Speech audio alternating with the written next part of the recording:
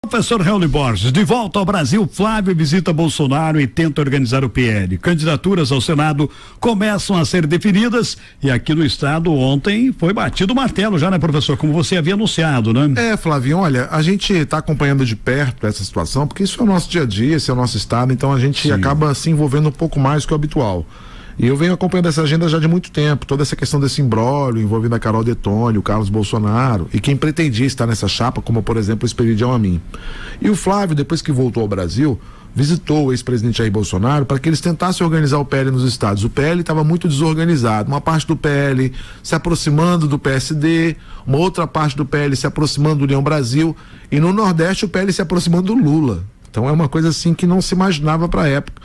Isso por quê? Porque tem uma eleição este ano e no início o PL precisava de um candidato ou queria um candidato, mas não tinha esse candidato. Até porque o Tarcísio, que era colocado como candidato, é do Republicanos e o Tarcísio nunca disse vou para o PL.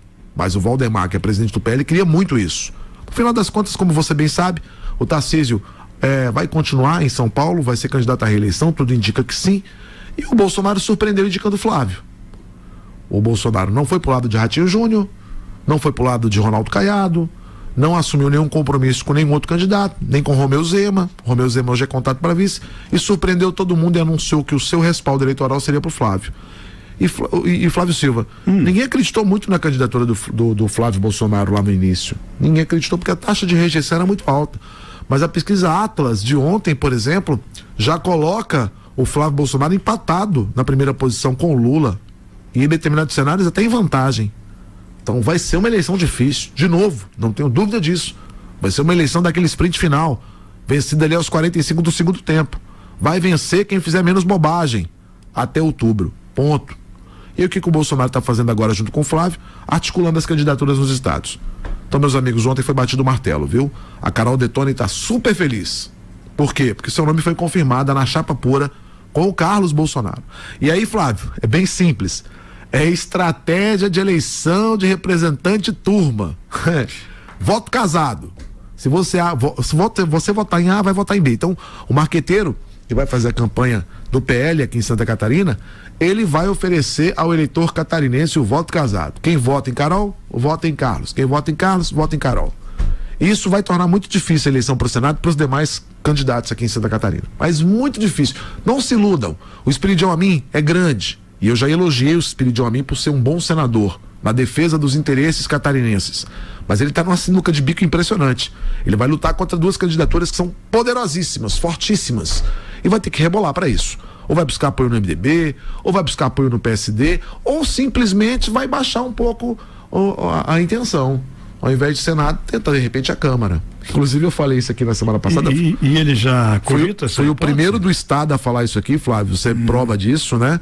E recebi ligações depois do gabinete do senador Esperidião Amin, não rebatendo, mas deixando eu entender que não era bem assim, que a prioridade do Esperidião era o Senado. Era o Senado. Em nenhum momento eu disse que a prioridade não era o Senado. A prioridade continua sendo o Senado. Até porque o Esperidião já disse, é um bom senador. Mas o cenário, o contexto hoje acabam empurrando para a possibilidade de pensar numa eleição mais segura, que talvez fosse a eleição para deputado federal. Enfim, isso aí é uma série que a gente não vai entrar agora. O Esperidião Amin tem tempo para pensar. Agora o PL está definindo seus candidatos. Quer ver, Vini? Lá em Brasília, Michele Bolsonaro e Bia Kicis, duas do PL, ou seja, chapa pura por lá. Lá no Rio de Janeiro, a mesma coisa. A tendência é por uma chapa pura.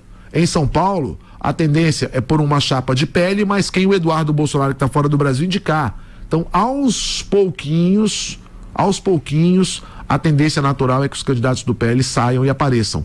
Por exemplo, lá no Mato Grosso, o senador Wellington Fagundes do PL e José Medeiros também do PL, dois nomes do PL. Lá no Rio de Janeiro, Douglas Ruas e Rogério Lisboa. Lá em São Paulo, Guilherme Derrite e quem o Eduardo Bolsonaro indicar. Então o PL está se organizando para tentar aquela máxima, né?